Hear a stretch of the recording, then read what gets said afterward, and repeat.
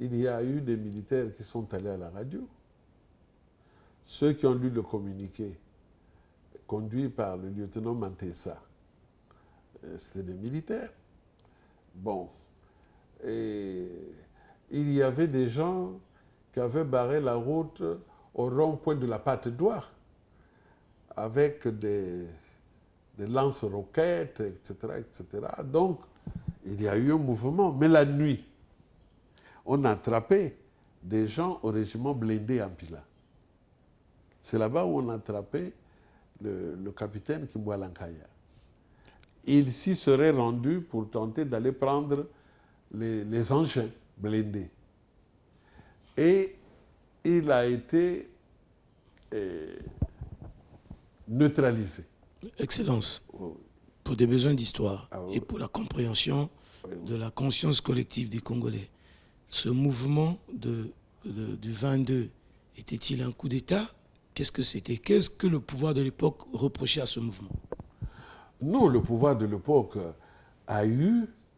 il ne faut pas être naïf pour penser que le pouvoir de l'époque ne l'a regardé que la nuit du 21 au 22.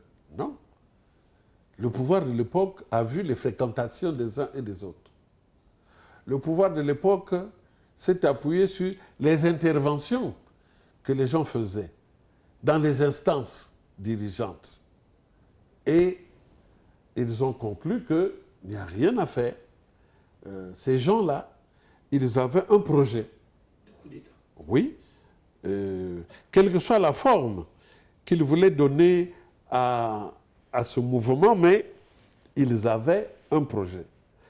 Mais Mantessa, quand il lit, il fait la déclaration du 22 février, il dit grosso modo ceci: nous ne sommes pas contre toi, le camarade Marien Ngouabi. Nous t'appelons encore camarade.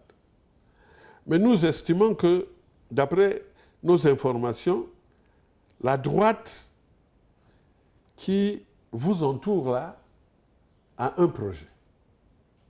Et nous ne voulons pas être surpris. C'est pourquoi nous prenons les devants. Tant pis pour vous, vous continuez à caresser ces gens-là, mais nous sommes convaincus que peut-être que c'est vos frères, mais ils n'ont pas la même orientation politique que vous. Voilà ce que dit Mantessa pratiquement. Donc, nous agissons parce que nous sommes convaincus que la droite a un projet. Et nous ne voulons pas nous livrer pieds et poings liés à cette droite. C'est pourquoi nous agissons. Mais ce n'est pas contre vous. Bon. Donc, il n'y a pas de doute. Ils ont agi. Mais quand vous sortez de la légitimité du parti, en ce moment-là, comme c'était le cas, les autres ont beau jeu de dire, vous voyez, nous on est tranquille, on est chez nous, on dort là, voilà ce qu'ils sont en train de faire. Ils sont dans les camps militaires en train de chercher, de prendre les engins, de prendre... Pour faire quoi? Pour faire un coup d'État, pour nous renverser. Donc, et le commandant, je crois qu'il était commandant à l'époque, le commandant Joachim Yombi Opango a beau jeu de faire un discours pendant que le président Marien Ngouabi à Pointe-Noire, et il dit que les autres, c'est des officiers felons. Donc, des gens qui ne respectent pas la légalité. Il a fait une déclaration pour dire, les autres, voilà ce qu'ils ont voulu faire, mais ils ont échoué. Nous avons le contrôle de la situation. Il demande au président Marien Ngouabi, vous pouvez venir. Et c'est comme ça que les tenants du 22 février, mais pour la petite histoire, si on compte les membres du comité central de l'époque, ils étaient majoritaires au comité central. Vous voyez? Vous voyez parfois qu'une bonne cause peut être servie, mais par des mauvais exécutants. Ils étaient majoritaires, mais c'est ceux-là qu'on met en prison. Les autres l'emportent parce qu'on a choisi un mauvais terrain, celui de l'affrontement militaire. Et vous, Excellence, à tort ou à raison, on vous a identifié comme faisant partie de ce mouvement. Finalement, vous vous retrouvez condamné et envoyé pour travaux forcés à Non, leur manière. envoyé d'abord en prison à Dolisie. On nous a dispatchés dans tout le pays. Moi, je suis envoyé à Dolisie avec 19 autres camarades. Et nous y restons donc d'avril 72 jusqu'à novembre 73. Parce qu'un comité central s'est tenu, ils ont eu un débat et je crois que l'analyse faite de la situation les a amenés à penser qu'il faut des mesures d'apaisement. Bon, on a sorti les prisonniers politiques des prisons. Mais en même temps qu'ils le font, ils ne sont pas naïfs pour que tout le monde vienne encore s'agglutiner à Brazzaville, etc., etc. On les disperse. On dit, chacun repart dans son village. Mais il y a quelques-uns que nous allons envoyer dans les entreprises d'État. Bon, pour un travail de rééducation idéologique. Parce que quand vous travaillez dans les palmeraies, vous êtes en contact avec les ouvriers. Vous partagez leurs conditions de vie. Et le président Marien Gouabi et le PCT de l'époque a pensé que ça pouvait nous guérir des idées gauchistes. C'est comme ça qu'ils raisonnent. Pour changer les idées. Voilà, pour nous changer les idées. C'est comme ça que nous nous retrouvons donc à Etumbi. Mais il y a une petite blague que je vais vous raconter. On arrive à Etumbi, à quelques kilomètres de là, je crois 12 kilomètres, il y a un CG. Il n'y a pas de professeur de CG titulaire dans ce CG qui est dans le village qu'on appelle Palabaka. Les gens d'Etumbi envoient une délégation rencontrer celui qui représentait le pouvoir d'État. C'est le président du comité exécutif. C'était M. Iboko Norbert.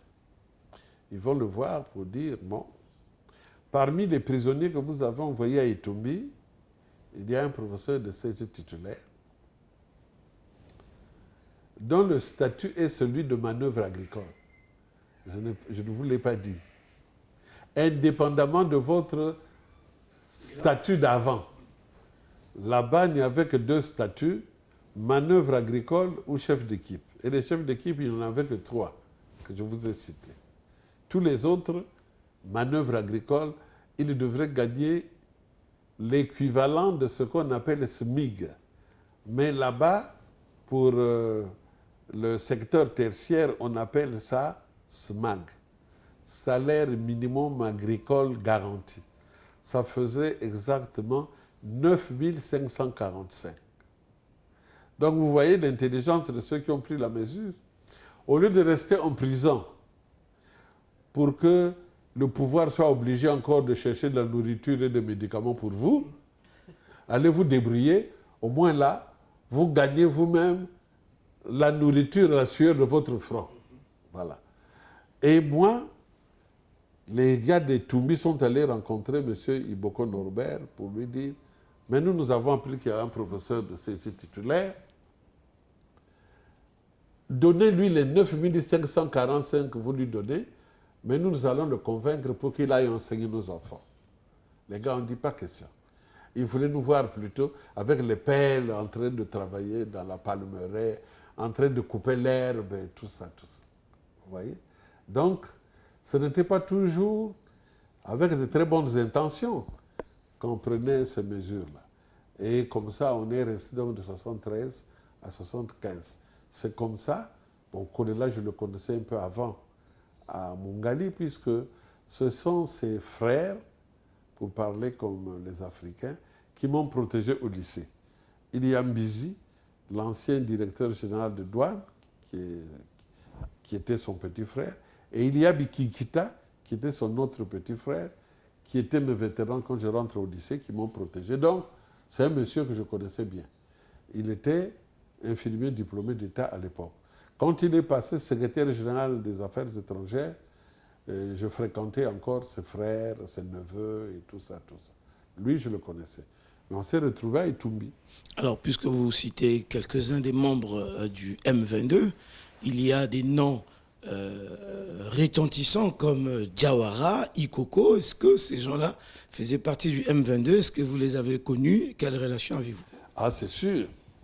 On les a bien connus. Et ben, pour nous, ben, c'était nos grands. C'était nos grands, ils étaient au comité central, Diawara était au bureau politique, il était pratiquement l'équivalent de ministre d'État,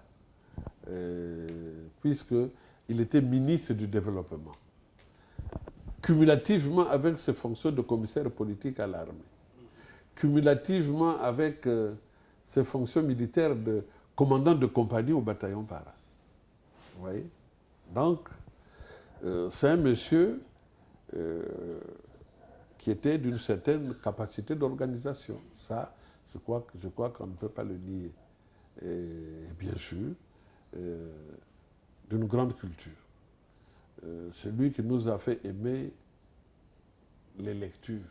Parce que quand parfois nous allions le voir pour discuter de telles choses, de telles décisions, ben, il nous renvoyait pratiquement aux lectures en disant, bon, avant qu'on parle de ça, est-ce que tu as lu tel livre? Non. Il rentre là et dit, tu vas le lire, et tu reviens, on va discuter. C'est comme ça. C'est comme ça qu'il nous a habitués à la lecture. Il y a lui, il y a Noumazala, mais Henri Lopez aussi, hein, a habitué un certain nombre de jeunes à la bonne lecture. Ils avaient eu, eux, la chance d'être passés par des bonnes influences, j'appelle ça comme ça. Je ne repars pas simplement à l'université, mais ils sont passés par des bonnes influences et cela a laissé des traces et ils ont voulu nous en faire bénéficier nous aussi. Donc, Diawara, comme homme, ben, en dehors du fait qu'il aimait les arts martiaux, qu'il travaillait beaucoup physiquement, mais qu'il lisait beaucoup aussi, des grandes capacités d'organisation, non, c'est quelqu'un qui ne pouvait pas faire peur à une mouche. Non. Et Ikoko? Ikoko, pareil. Ikoko était... En réalité, Ikoko était plus redoutable que Diawara.